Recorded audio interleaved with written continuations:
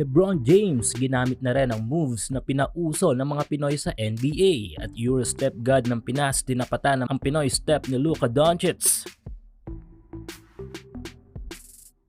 Patuloy ang hindi mapigilang evolution ng laro sa pinakamalaking liga ng basketball sa mundo, mula sa mga malalaro na hindi natin lubos maisip na magkakaroon balang araw hanggang sa mga moves na ginagawa ng mga sikat na mga NBA stars. Masasabi talaga nating genius sa laro ang mga NBA stars dahil aside sa regular na makikipag-compete nila sa liga gamit ang kanilang mga natural talent and abilities, ay hindi rin sila tumitigil aralin ang larong basketball na nagiging dahilan kung bakit nakakapag-create sila ng mga makabagong moves sa NBA. Isang halimbawa na nga dito ay si James Harden na talagang binigyan ng maraming flavor ang galaw ng step back 3 na nagtrending sa buong mundo. Medyo risky nga lang ang galaw na ito dahil konting mali mo lamang ay violation na sa rules ng NBA at FIBA. Pero kung nagawa mo naman ng maayos ito, bukod sa mas epektibo sa opensa ay talaga namang napakagandang tignan. Ang moves na yan ay kahalat na sa buong mundo at patuloy na ginagawa ng mga iba't ibang mga basketball league. Pero bago yan ay tuloy-tuloy pa rin ang pamimigay ng up to 6,000 pesos bonus ng legit betting site sa mundo na 1xBet sa inyong first deposit. Dito ay pwede kayong tumaya sa mga iba't ibang sports specialist sa basketball. Pwede na rin kayong tumaya sa mga paborito nyong team sa NBA o PBA. Maliban dyan ay marami pa silang mga casino games na tiyak na magugustuhan nyo. I-click lang ang link sa ating pinned comment at ilagay lang ang ating promo code na HOOPS1X para makakuha kayo ng bonus. At easy to withdraw and deposit dito gamit lang ang GCash o bank transfer. Kaya tumaya na at manalo sa 1xBet.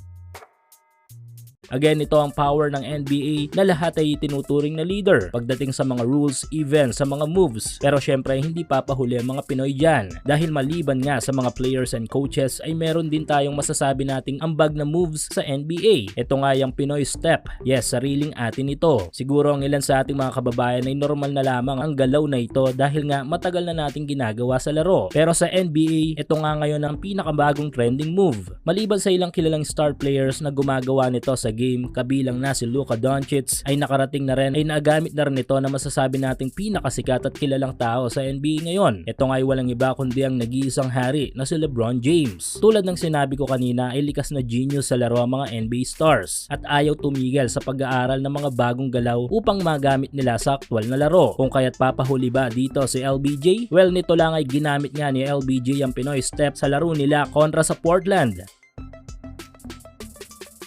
Samantala, nagbigay na ng matinding statement ang Eurostep God ng Pinas na si Richie Rivero sa isang laro ukol sa galaw na ipinauso ng mga Pinoy sa NBA. Maliban kay Kiefer at Jericho Cruz, ay isa din si Rivero sa mga sinasabing malimit gumamit ng Pinoy step noon pa man. Aside sa pagiging Eurostep specialist, ay malabo nga namang lumampas sa kanya ang Eurostep version ng mga Pinoy. Kung kaya't ito, sa laban nila kagabi sa Northport ay tila tinapatan ito ni Rivero. Ito nga yung nag-trend na paggawa ni Luka Doncic sa Pinoy step. Makikita ang fashionate at smooth na galaw ni Rivero. Isa sa most skilled explosive guard player si Rivero at nakakatuwang makita na nasa PBA na ito kung saan ay dito niya sa ating mga kababayan ibabahagi ang kanyang talento.